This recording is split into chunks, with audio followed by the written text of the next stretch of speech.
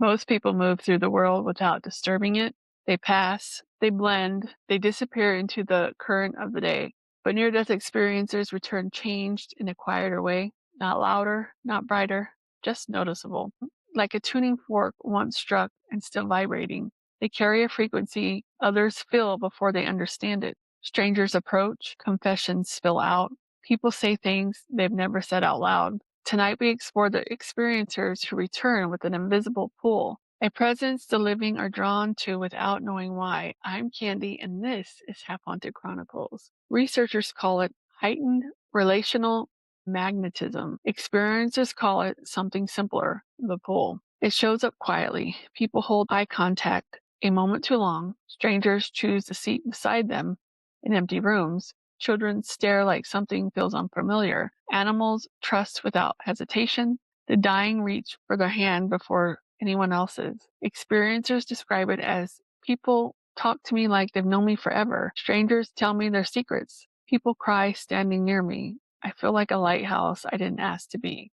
Tonight's stories follow those who came back changed and become something others move toward. Some people return from death carrying a frequency the living can feel. They don't call for attention. Attention comes to them. And these are the encounters drawn by the pool. The woman strangers confess to. Lila survived cardiac arrest at 33. Before her NDE, she was shy, reserved, easy to overlook. Afterward, people began talking to her, not casually, not politely, personally. A cashier admitted she was planning to leave an abusive marriage. A stranger at the airport broke down about his fear of flying. A server whispered she was pregnant and didn't know how to tell her parents. None of them knew Lila. They simply found her.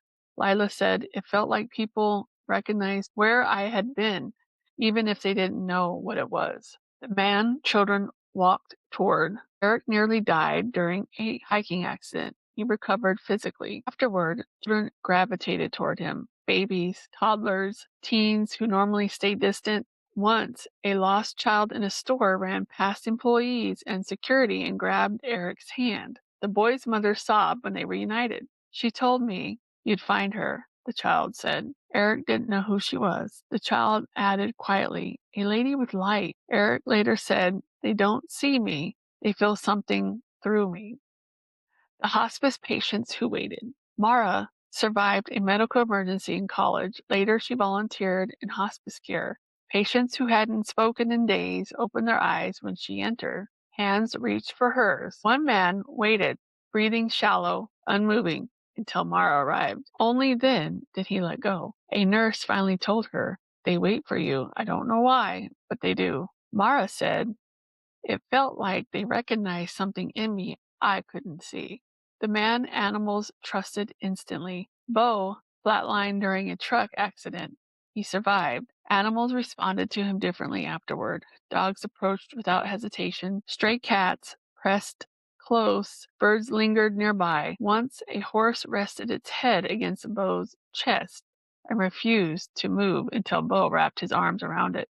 His daughter, a veterinarian, said quietly, Dad, they look at you like you're familiar. Bo said, I think they know I've been somewhere they recognize. The cafe encounter that stopped a death. Sonia survived a severe infection that nearly killed her. Months later, she sat alone in a cafe. A man approached her, shaking. I don't know you, he said, but I need to sit here. He broke down and admitted he had planned to take his life that night. He said something about her made him stop walking. A calm, a light, a presence. Sonia listened for 2 hours. Later she said, I didn't save him. Something in me reminded him to stay.